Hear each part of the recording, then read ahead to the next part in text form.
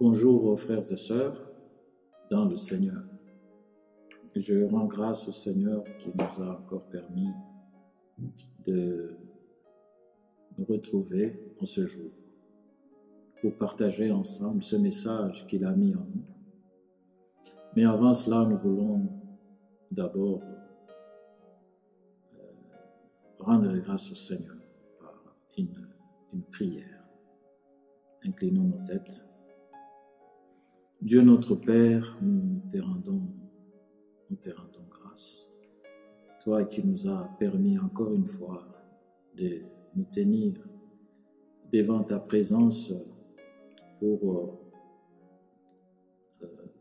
transmettre ce message que tu as mis dans notre cœur à ton peuple. Seigneur, que je ne sois qu'un canal par lequel tu passes et que ta parole seule puisse être transmise avec fidélité. Nous te disons merci pour ce jour béni que tu nous as encore donné. Que cette parole soit une lampe à nos pieds et une lumière sur notre sentier pour nous éclairer, nous fortifier, nous édifier par Jésus-Christ notre Seigneur et notre Sauveur. Nous t'avons ainsi prié au nom de Jésus. Amen. Encore une fois, bonjour, frères et sœurs. Le Seigneur m'a mis à cœur de partager avec vous cette parole que j'ai intitulée « Vaincre les ruses du diable ». C'est vrai que nous avons beaucoup appris durant tous ces temps, les enseignements que nous avons reçus, et permettez-moi encore aujourd'hui de pouvoir en dire un peu plus concernant tout ce que nous avons appris. C'est vrai qu'il y a toujours beaucoup plus à dire lorsque nous lisons la parole de Dieu. Et donc, je parlais des ruses du diable, c'est vrai. Et les ruses ou les artifices du diable, ce sont des moyens subtils et des pièges par lesquels Satan cherche à empêcher les enfants de Dieu de réaliser leur position en Christ, mais aussi leur héritage céleste. Le but de Satan, c'est d'anéantir la foi du peuple de Dieu. Aujourd'hui, nous parlerons de deux de ces ruses que le diable utilise pour désarmer et abattre le peuple de Dieu. En nous référant dans ce que le prophète Ésaïe a dit, dans Ésaïe chapitre 54, verset 17, il dit « Les armes, toute arme forgée contre toi sera sans effet. » Donc, il y a dans cet ensemble des armes, toute arme, c'est-à-dire qu'il y a plusieurs armes que l'ennemi peut forger contre nous. Et ici, nous voulons retenir deux armes. Bien sûr qu'il y en a plusieurs, mais je vais en citer deux. La première arme, c'est la peur. La peur qui est une émotion pénible, mais qui est produite par l'idée ou la vue d'un danger. La peur est synonyme de l'affolement, la panique, l'angoisse, l'anxiété, l'inquiétude même. Et donc, pour comprendre comment Satan opère dans ce domaine, je vous invite à lire avec moi cette histoire riche en leçons pour ceux qui veulent vraiment déjouer les ruses du diable et le vaincre. Commençons par ce passage écrit dans 1 Samuel chapitre 17, versets 1 à 2. La Bible nous dit les Philistins réunirent leurs armées pour faire la guerre, et ils se rassemblèrent à Soko, qui appartient à Juda. Ils campèrent entre Soko et Azekah, à Éphèse d'Amim. Saül et les hommes d'Israël se rassemblèrent aussi. Ils campèrent dans la vallée des Térébintes et ils se mirent en ordre de bataille contre les Philistins. Voyez-vous, les Philistins ont occupé une partie de la terre d'Israël. Et il a fallu à Israël de pouvoir récupérer sa terre, le territoire qui a été occupé. Et donc Israël s'est mis en marche et il s'est rangé en ordre de bataille. La Bible ne précise pas le nombre des soldats qui constituaient l'armée d'Israël. Et Israël était déterminé de récupérer son territoire, de reprendre son territoire. Mais arrivé sur le champ de bataille, c'est là où les choses ont pris une autre tournure. Vous savez, lorsque l'ennemi occupe une partie de notre vie, il ne voudra jamais, jamais lâcher prise. Et donc, il va utiliser toutes les astuces pour pouvoir nous faire peur. Et c'est ce qui est arrivé à Israël. Pourtant, Israël était prêt à combattre. Mais qu'est-ce qu'Israël voit? Il voit un géant qui sort de nulle part. Et ce qui est étonnant, pour toute cette armée de l'Éternel, la Bible nous dit que dans 1 Samuel chapitre 17, versets 11 et 24, la Bible dit « Saül et tout Israël entendirent les paroles du Philistin et ils furent effrayés et saisis d'une grande crainte. » Et au verset 24, « À la vue de cet homme, tous ceux d'Israël s'enfuirent devant lui et furent saisis d'une grande crainte. » Voyez-vous, toute une armée. La première des choses, ils ont entendu la voix de cet homme. Et la Bible dit qu'ils ont eu peur. Et la deuxième chose, ils ont vu comment était cet homme. Et ils furent saisis de crainte. La peur, tout comme la foi, naissent de ce que nous voyons et de ce que nous écoutons. Comme dit la Bible, la foi vient de ce qu'on entend. La peur aussi vient de ce qu'on voit et de ce qu'on entend. Et donc la peur va gagner toute l'armée d'Israël à cause d'un homme et sa voix. Et écoutez, frères et sœurs, la Bible dit dans 1 Samuel chapitre 17, verset 16, que les Philistins s'avançaient matin et soir. Il se présenta pendant 40 jours. Vous vous rendez compte? Pendant 40 jours, Israël, le peuple de Dieu vivant, du Dieu vivant, va chaque jour, jour après jour, entendre la même voix, voir le même homme, et il s'en fout. Matin et soir. Donc, disons qu'il n'y avait que midi, que Goliath leur laissait un peu de temps pour peut-être manger. Comme on dit aujourd'hui, ils étaient confinés pendant 40 jours.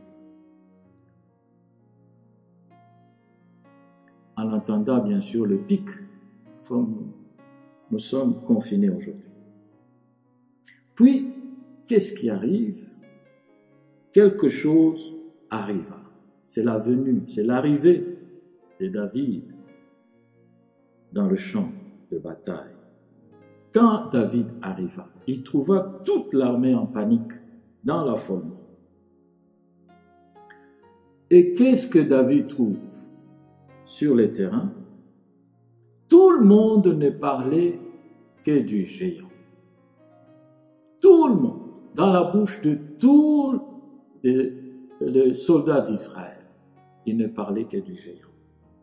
Chacun, la Bible nous dit, chacun disait, avez-vous vu? Avez-vous entendu?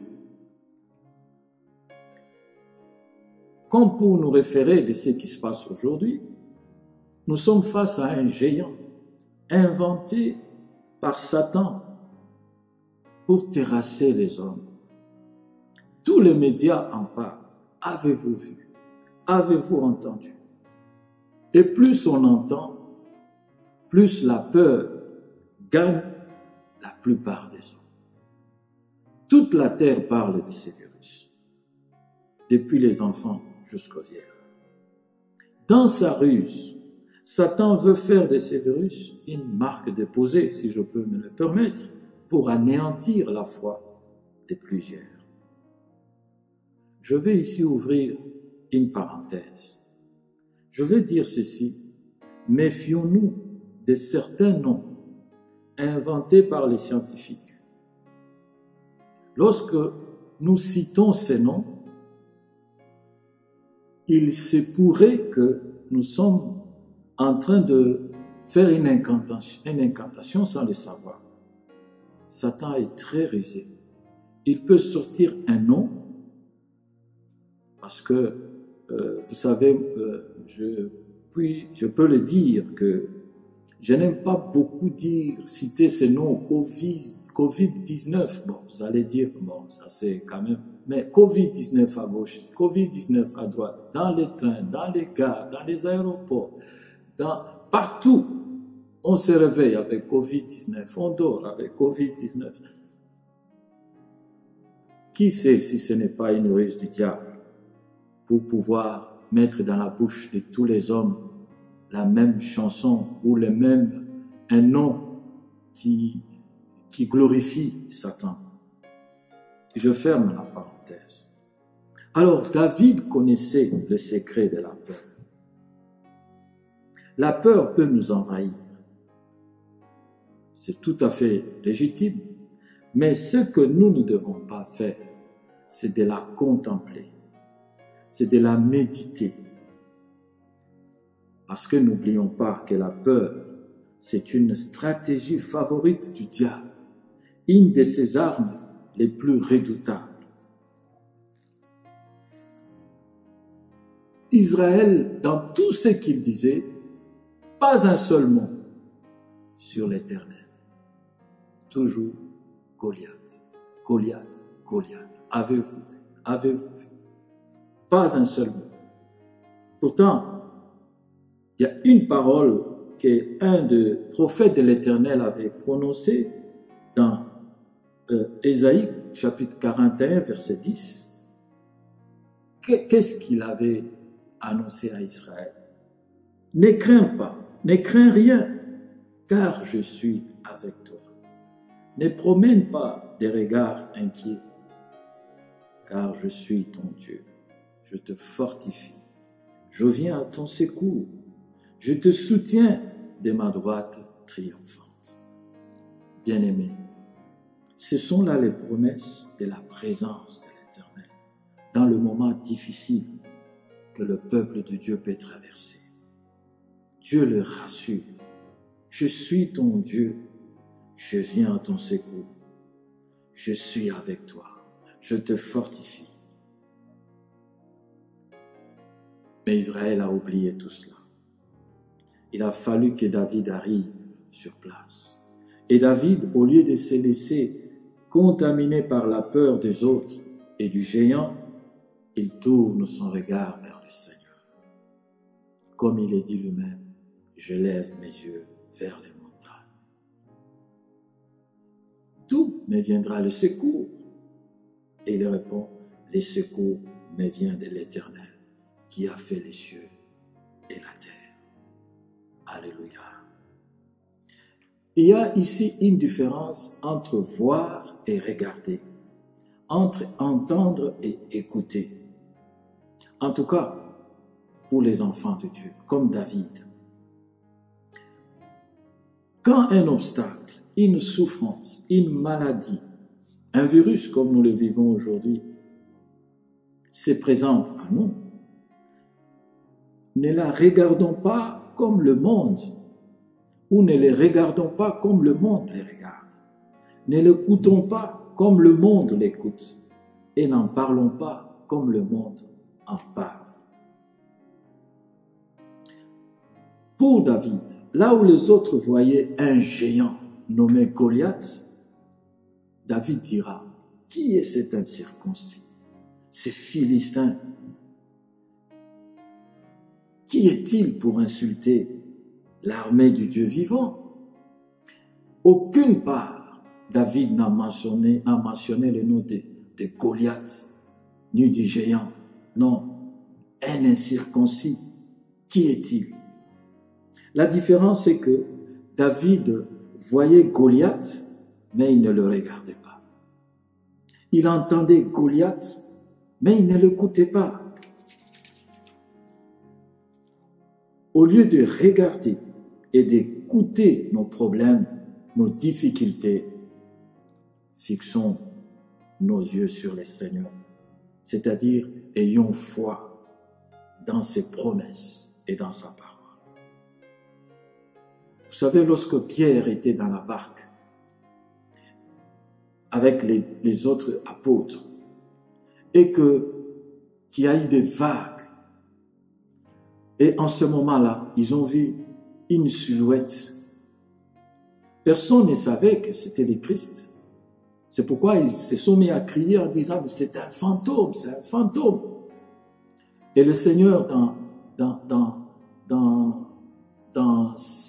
ces conditions-là, leur dit, ne craignez point, c'est moi.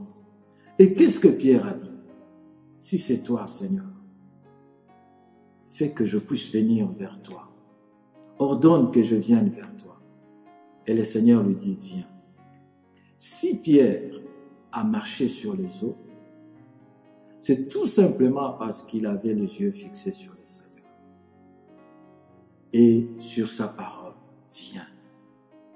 Et il s'est mis sur l'eau. Le seul moment où il a déplacé ses yeux pour regarder le problème, c'est-à-dire les vagues, le vent, dès cet instant-là, il a commencé à s'enfoncer dans l'eau. Voyez-vous, bien-aimés. Et c'est comme ça. Lorsque nous déplaçons nos yeux vers nos problèmes et nous laissons le Seigneur de côté, personne ne peut s'en sortir. Ce n'est pas que nous entendons autre chose, ni que l'Église qui est corps de Christ voit et entend autre chose que le monde, mais que l'Église voit et entend autrement que le monde. Comme dit le Seigneur, bannis l'inquiétude, car tu n'as rien à craindre. Nous n'avons rien à craindre. Nous pouvons entendre, nous pouvons voir, mais voyons avec les yeux spirituels. Que le Seigneur nous bénisse abondamment. Et là, David va dire, même dans la vallée de l'ombre de la mort, je ne craindrai aucun mal. L'une des deux ruses sur lesquelles je vais encore parler brièvement, c'est le découragement.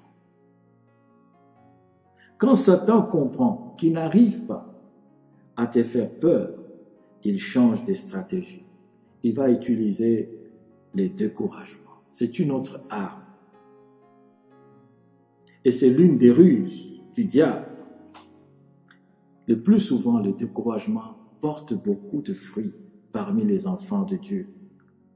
Et ici, nous pouvons voir aussi quelques serviteurs de Dieu qui ont cédé au découragement et qui ont été abattus par l'ennemi.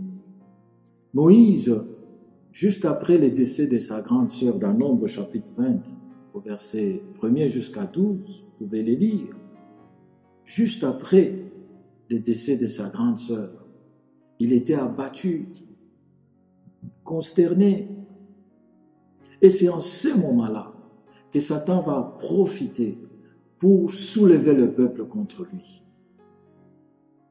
Voyez-vous, Satan profite des moments où nous sommes abattus pour nous décourager davantage. Et qu'est-ce qui est arrivé? Le peuple réclame de l'eau. Alors que quelqu'un est endeuillé. Oh Moïse, tu nous as fait venir dans le désert. Pourquoi? Maintenant, nous manquons à boire. Moïse. Et Moïse se tourne vers Dieu. Et Dieu lui dit, lève-toi, frappe le rocher. Et l'eau coulera de ce rocher.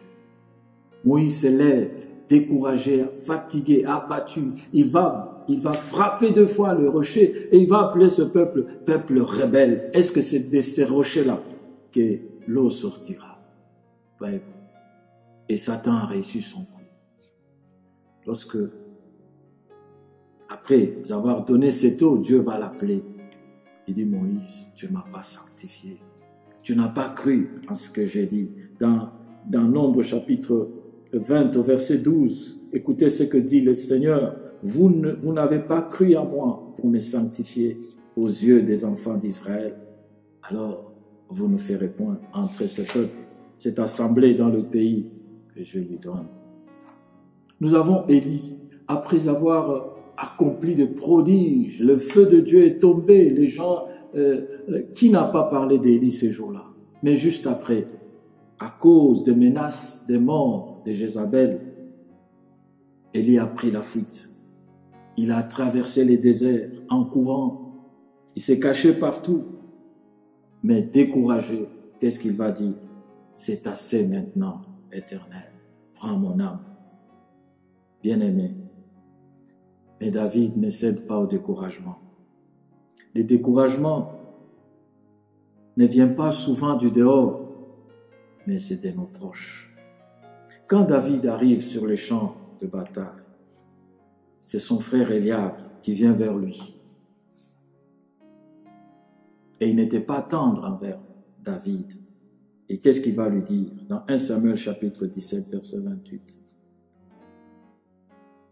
La Bible nous dit, Eliab, son frère aîné, fut enflammé de colère contre David. Et il lui dit, je connais ton orgueil. C'est pour voir la bataille que tu es venu. Oui, mais quelle bataille? Quelle bataille? La honte pour la bataille.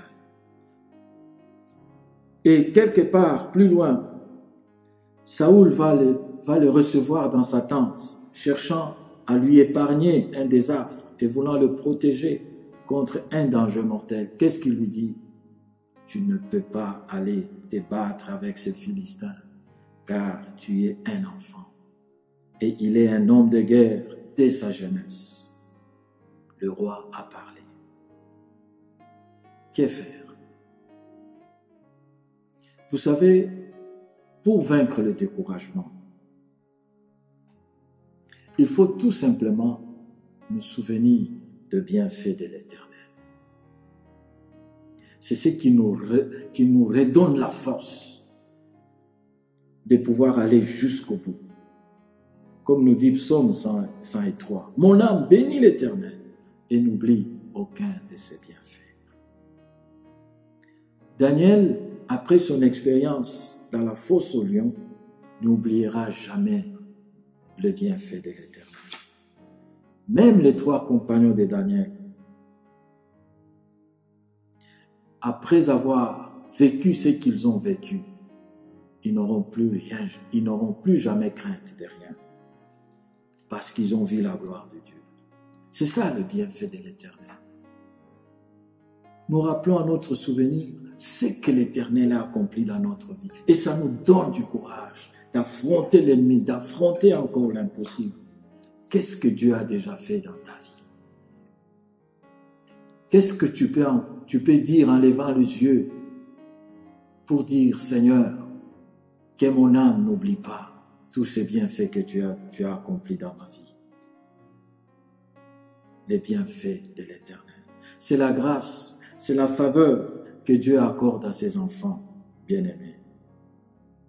Et c'est pourquoi David va dire à Saoul que personne ne se décourage à cause de ces Philistins. Ton serviteur ira se battre avec lui. et il va rappeler à Saoul les bienfaits que l'Éternel lui a accordés alors qu'il était seul dans la solitude quand il gardait les brebis, les troupeaux de son père.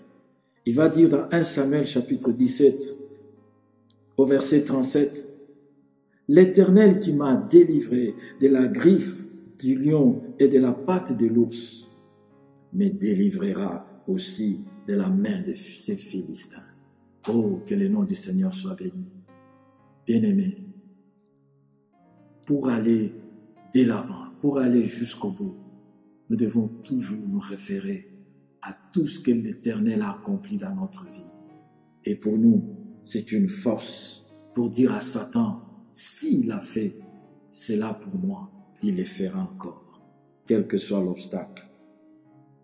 Que personne ne se décourage, surtout pour ces temps que nous traversons. Nous entendons beaucoup. Nous entendons qu'il y a des morts, qu'il y a des morts, qu'il y a des morts. Nous voyons à la télé, partout, on nous montre des cadavres. Mais nous, les enfants de Dieu, nous devons toujours avoir à cœur que Dieu est tout-puissant. S'il nous a délivrés de la mort autrefois, il le fera aussi. Car la Bible dit, quiconque se liguera contre toi tombera sous ton pouvoir. Gloire au Seigneur. Et comment maintenant combattre contre un mal plus costaud que nous? Ici, dans ce texte, nous comprenons que David n'a ni la taille, ni le poids, ni la force de Goliath. Il ne dispose d'aucune arme que Goliath utilise. Il n'a pas certes l'expérience de cet homme, mais l'assurance de sa victoire et qu'il est en Dieu. Comme la parole nous dit, ils te feront la guerre, mais ils ne te vaincront pas. Car je serai avec toi pour te sauver, pour te délivrer, dit l'Éternel. Il savait qu'il était en Dieu. Et quand on est en Dieu, rien ne peut nous vaincre. Et c'est ce qui faisait la force de David. Si Goliath, lui, met sa confiance dans sa force physique, son expérience et ses armes, nous et David, nous mettons notre confiance en l'Éternel des armées, car nous savons que c'est à lui qu'appartient la victoire. Ô bien-aimés, n'ayons crainte de rien. Ce n'est pas que l'Éternel a perdu la main, non. Il est au contrôle de Dieu. Il veille sur tout. Et donc, c'est ce qui a donné la force à David de vaincre et la peur et les découragements. Et Satan n'avait plus d'armes pour anéantir notre frère qui nous sert d'exemple aujourd'hui. Et donc, en conclusion, que pouvons-nous dire? Mon frère, ma sœur, peut-être que tu es atteint par ces mâles, ces virus que je n'aime pas beaucoup nommer. Ou peut-être tu traverses une situation difficile, compliquée, que tu as une maladie qui ronge ton corps. Et qu'au-dedans de toi, il y a une voix qui ne cesse de te dire, c'est fini pour toi. Tu mourras. C'est fini pour toi. Tu vas mourir. Tu es foutu. Je te dis aujourd'hui, tu peux t'élever pour répondre à cette voix. Et tu lui dis cette parole de l'Écriture, je suis déjà mort. Et ma vie est cachée avec Christ en Dieu. Gloire au Seigneur.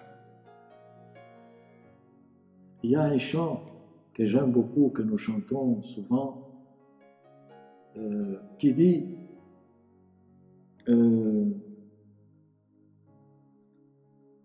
non, non, je ne mourrai pas, je vivrai. Non, non, non, je ne mourrai pas, je vivrai. Je raconterai les œuvres de l'Éternel. Je raconterai les œuvres de mon Dieu. Je ne mourrai pas, je vivrai. Alléluia. Non, frères et sœurs, tu raconteras le bienfait de l'Éternel. Ce que tu traverses aujourd'hui, tu raconteras cela. Tu diras autrefois, voilà ce que je traversais, et l'Éternel m'a secouru. Lève tes yeux vers le montagne. C'est de là d'où viendra notre secours. Alors, ne reste pas comme si tu n'as pas un Dieu. Ne reste pas comme si Dieu t'a abandonné. Non, le Seigneur veille sur nous. Et sachons pour terminer que tout ce qui est né de Dieu triomphe du monde. Et la victoire qui triomphe du monde, c'est notre foi. Gardons la foi. Que cette foi nous aide à transcender, à surmonter les obstacles. Que la peur, les découragements soient vaincus. Que Satan, quelles que soient les armes qu'il va sortir, qu'il nous trouve dans la bataille, en ordre de bataille, et le nom du Seigneur sera glorifié. Vous chanterez avec moi encore. Malheureusement, il n'y a pas la chorale, mais nous chantons dans notre prière. Non, je ne mourrai pas. Même si vous sentez que vous êtes en bonne santé, notre mort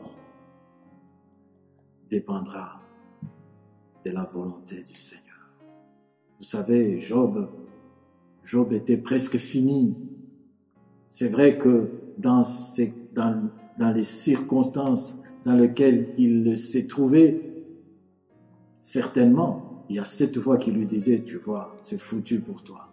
Mais sans savoir que Dieu avait déjà donné l'ordre à Satan, que tu peux tout faire, mais attention à sa vie. Nos vies sont précieuses aux yeux de l'Éternel. Et donc, sachons que rien ne peut nous arriver si l'Éternel nous le permet. Que le Seigneur vous bénisse et qu'il bénisse vos maisons. Tenons-nous tous debout. Disons non à Satan et que la peur, que le découragement s'éloignent de nos demeures. Au nom de Jésus. Amen.